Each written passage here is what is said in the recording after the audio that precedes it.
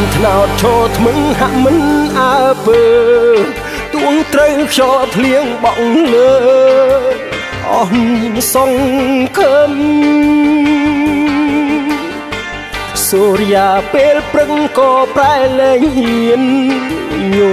ញឹមភ្លៀងលែងរលឹមស្រុកស្រែព្រាត់ស្រី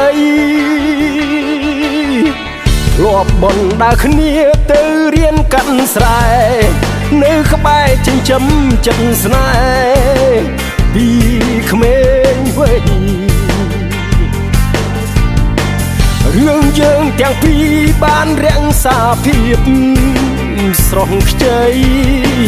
ពេលនេះហេតុអ្វីឲ្យស្រីក្បត់បង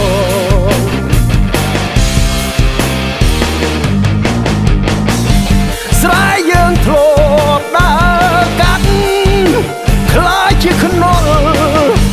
អូនបាក់ឡានបាញ់ឈឺឌឺបងឲ្យខូចចិត្តញៀនផៅពីភូមិសរសើរស្រងស្រីវមិតឲ្យបងខូចចិត្ត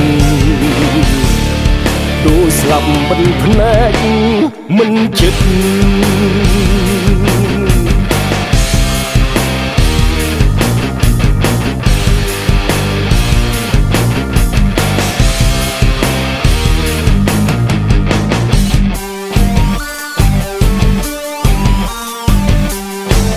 វាលស្រែក្តៅហែងផ្សែងចេញតាមភ្នែកបេះដូងដូចគេពុះហែកពីដួងចិត្តអូនមានប្រថ្មីបនដើរអោបរឹតរឿងពីអតីតគ្មានន័យទៀតឡើយ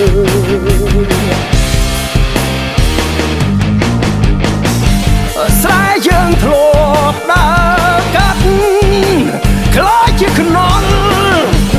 អូនបាក់ឡានបាញ់ឈឺឌឺបងអូឲ្យខូចចិត្តញៀនផៅពីភូមិសរសើរស្រស់ស្រីវមិត